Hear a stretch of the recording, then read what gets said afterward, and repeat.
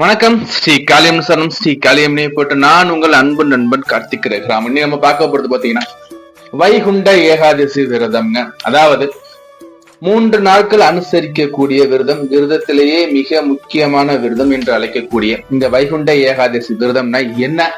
இந்த வைகுண்ட ஏகாதசி விரதம் எப்படி நம்ம இருக்கோம்னு பார்த்துட்டு வருங்க. வைகுண்ட ஏகாதசி விரதம் உருவான வரலாற்று கதைகள் நம்ம சேனல்ல கொடுத்திருக்கோம், எடுத்து பாருங்க. இது இந்த வைகுண்ட ஏகாதசி விரதம் நம்ம எப்படி இருக்கணும் நம்ம பார்க்க போறோம்.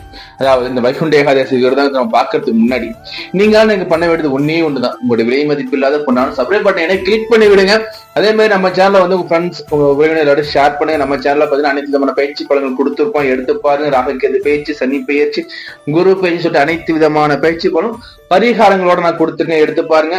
உங்களுக்கு வேற கன்சல்டேஷன் வேண்டாம், சில நம்பருக்கு கால் பண்ணி கன்சல்டேஷன் வாங்கிக்கோங்க. இப்போ வாங்க என் தந்தையின் மகளுடைய வணங்கி கொண்டு நம்ம இந்த வைகுண்ட ஏகாதசி விரதம்னா என்ன, இந்த விரதம் நம்ம எப்படி நம்ம இருக்கணும், நம்ம எப்படி நம்ம சொர்க்கத்தை நம்ம இடம் பிடிக்கிறது எப்படி நம்ம பார்த்துட்டு வருவோங்க.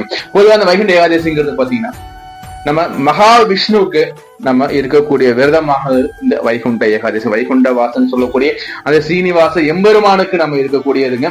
அதாவது இதுல பாத்தீங்கன்னா ஸ்ரீரங்கத்துல பாத்தீங்கன்னா ரொம்ப ரொம்ப ரொம்ப சிறப்பா கொண்டாடுவாங்க.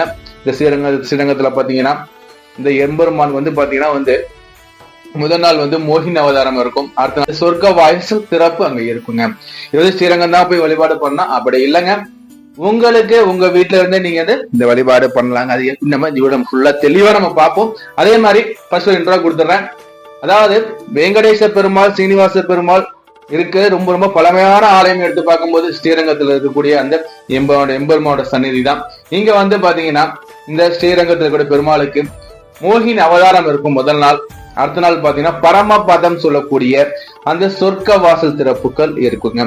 இந்த விரதம் எடுத்து பார்க்கும்போது பாத்தீங்கன்னா 3 நாள் விரதமாக இருக்கும். அதாவது தசமி தொடங்கி தசமி, ஏகாதசி, துவாதசி இந்த 3 திதிகளுமே பாத்தீங்கன்னா இந்த விரதம் இருக்கும். இதுல பாத்தீங்கன்னா நம்ம ஆண்டு முழுதும் மாதந்தோறும் வரக்கூடிய அந்த ஏகாதசி விரதம் நம்ம கடைபிடிக்க மறந்தாலும் அல்லது கடைபிடிக்க முடியாத சூழ்நிலை நம்ம இருந்தாலும் இந்த வருடத்தில் வரக்கூடிய மார்கழி மாதம் வரக்கூடிய இந்த ஏகாதசி சொல்லக்கூடிய வைகுண்ட ஏகாதசி நம்ம விரதம் இருக்கும் போது நமக்கு அந்த சொர்க்கத்துல இடம் உண்டு.